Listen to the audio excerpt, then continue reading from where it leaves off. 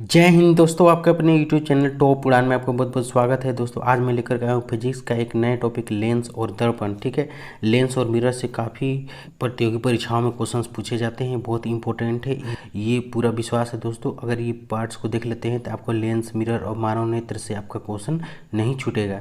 ठीक है, तो चलिए स्टार्ट करते हैं। पहला क्वेश्चन है दोस्तों, लेंस की क्षमता का मात्रक है डायोप्टर। सेकंड है, अभिसारी लेंस वह लेंस होता है जो किरणें एकत्रित करता है। अपसारी लेंस वह लेंस होता है जो किरणें फैलाता है। ये ध्यान रखना है दोस्तों, यहाँ पे कन्फ्यूजन होता है कि अभिसारी कौन सा है, अपसारी कौन सा है। ठीक है, धूप के चश्मे की क्षमता होती है शून्य डायोप्टर। अवतल लेंस किस प्रकार का प्रतिबिंब बनाता है, तो आभासी प्रतिबिंब बनाता है। ठीक है, एक उत्तल लेंस को जब पानी में डुबाया जाता है तो उसकी क्षमता पर क्या प्रभाव पड़ती है, वो घट जाती है। ठीक है, वायु का बुलबुला जल में कैसा व्यवहार करता है, तो अवतल लेंस की भांति।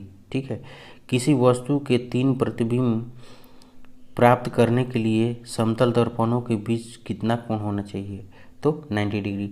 ऐसे कितने एंगल पर कितने प्रतिबिंब बनेंगे दो समतल दर्पणों के बीच में, उसके लिए फार्मूला होता है 360 डिग्री माइनस थीटा बटा में थीटा। ठीक है, अगर नेक्स्ट है, मानव आँख की रेटिना पर कैसा प्रतिबिंब बनता है, तो वास्तविक और उल्टा। ठीक है, यदि एक व्यक्ति दो समतल दर्पण जो 60 डिग्री कोण आनत है के बीच खड़ा हो, तब उसे किस प्रतिबिंब दिखाई देगा, कितने प्रतिबिंब दिखाई देगा। ठीक है, तो 5। अभी मैंने फार्मूला बताया था, जितने डिग्री पे निकालना है प्रतिबिंब का उतने उसमें कर देंगे 360 माइनस थीटा बटा में थीटा। ठीक है, नेक्स्ट है, जब कोई वस्तु दो समानांतर समतल दर्पणों के बीच में रखी जाती है तो बने हुए प्रतिबिंबों की संख्या कितनी होती है, अनंत होती है। ठीक है, पीछे के दृश्य को देखने के लिए मोटर चालक किस दर्पण का उपयोग करते हैं, तो पीछे के दृश्य को देखने के लिए क्या करते हैं, साइड मिरर के रूप में मोटर चालक उत्तल दर्पण का प्रयोग करते हैं। दांत के डॉक्टर का दर्पण होता है कैसा, तो अवतल दर्पण होता है। ठीक है, कार की हेडलाइट में किस दर्पण का प्रयोग किया जाता है, तो परवलयाकार दर्पण का प्रयोग किया जाता है। ठीक है, दाढ़ी बनाने के लिए कौन सा दर्पण प्रयोग होता है, तो आपको अवतल दर्पण, जिसको हम हजामती दर्पण भी कहते हैं। ठीक है, हजामती क्वेश्चन ऐसे आता है कि हजामती दर्पण के रूप में किसे प्रयोग में लाया जाता है, तो अवतल दर्पण को। नेक्स्ट है, पेरिस्कोप बनाने में कौन सा दर्पण प्रयुक्त होता है, तो समतल दर्पण। किसी व्यक्ति का पूरा प्रतिबिंब देखने के लिए समतल दर्पण की न्यूनतम ऊंचाई कितनी होनी चाहिए, तो उस वस्तु की आधी होनी चाहिए। यानी फोटोग्राफी कैमरे का कौन सा भाग आँख की रेटिना की तरह कार्य करता है, तो कौन सा, फिल्म। कैमरे में किस प्रकार का लेंस उपयोग में लाया जाता है, तो उत्तल लेंस। ठीक है, मानव की आँख वस्तु का प्रतिबिंब किस भाग पर बनती है, तो रेटिना पर। दृष्टिपटल पर बना प्रतिबिंब होता है वस्तु से छोटा लेकिन उल्टा। आँख के किस भाग के द्वारा प्रवेश करने वाले प्रकाश की मात्रा को नियंत्रित करता है, तो आपको आइरिस द्वारा प्रयोग किया जाता है। नेत्रदान में आँख की किस हिस्से को प्रतिरूपित किया जाता है, तो कॉर्निया को। ठीक है, जब कोई आँख देता है अपना, तो दान करता है, तो उसका कॉर्निया को उसमें से निकाल के दूसरे में लगा दिया जाता है।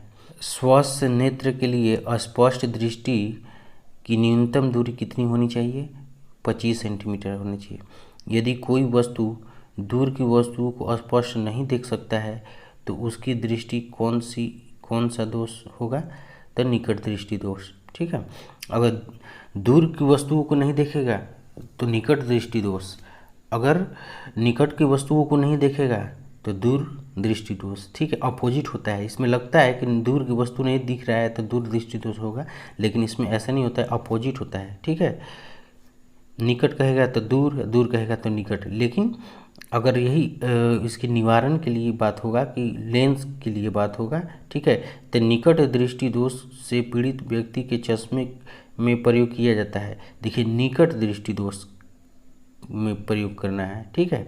तो क्या होगा, अवतल लेंस। देखिए इसमें एक ट्रिक बताते हैं आपको, निकट, निकट 3 अक्षर का है, तो अवतल, अवतल कितने लेंस अक्षर का है, 4 अक्षर का। दूर, दूर, दूर कितने अक्षर का होता है, 2 अक्षर का। तो उतल, उतल 3 अक्षर का, यानी कि 2 अक्षर दोष का निवारण करना है, तो 2 अक्षर वाला का दोष निवारण करने के लिए 3 अक्षर वाला लेंस लगाएंगे, 3 अक्षर वाला का दोष निवारण करने के लिए 4 अक्षर वाला लेंस लगाएंगे, यानी दूर के लिए उत्तल, निकट के लिए अवतल, ठीक है। यदि कोई व्यक्ति निकट की वस्तु को स्पष्ट रूप से नहीं देख पाता है तो उसको कौन सा दोष है, तो दूरदृष्टि दोष है, ठीक है। जरा दृष्टि दोष के उपचार के लिए किस लेंस का प्रयोग किया जाता है, तो बायफोकल लेंस का प्रयोग किया जाता है, ठीक है। वर्णांधता को किस लेंस के द्वारा दूर किया जा सकता है, तो किसी लेंस के द्वारा दूर नहीं किया जा सकता है, ये वंशानुगत होता है, आपके माता पिता दादा से आपको मिला हुआ है, ये ठीक नहीं किया जा सकता है, ठीक है। अबिंदुकता के उपचार के लिए कौन सा लेंस प्रयुक्त होता है, तो बेलनाकार लेंस, ठीक है। मायोपिया से तात्पर्य क्या होता है, निकट दृष्टि दोष। हाइपरमेट्रोपिया से क्या होता है, दूरदृष्टि दोष, ठीक है। दूरबीन क्या है, दूर की वस्तु देखने का यंत्र है। घड़ी साज घड़ी के बारीक पुर्जों को देखने के लिए किसका उपयोग करता है, तो आवर्धक लेंस का प्रयोग करता है। जीव विज्ञान की प्रयोगशालाओं में सूक्ष्म जीवों के आवर्धित प्रतिबिंब देखने के लिए उपयोग किया जाता है संयुक्त सूक्ष्मदर्शी का। इस टॉपिक का लास्ट क्वेश्चन है दोस्तों, दूरबीन का आविष्कारक कौन थे, तो गैलीलियो, ठीक है। ये सारे इम्पोर्टेंस पॉइंट्स थे। अब ये पार्ट 1 इसका था, पार्ट 2 में आपको देखेंगे MCQ बेस्ड क्वेश्चन जो इसी पॉइंट्स पर आधारित होंगे, ठीक है।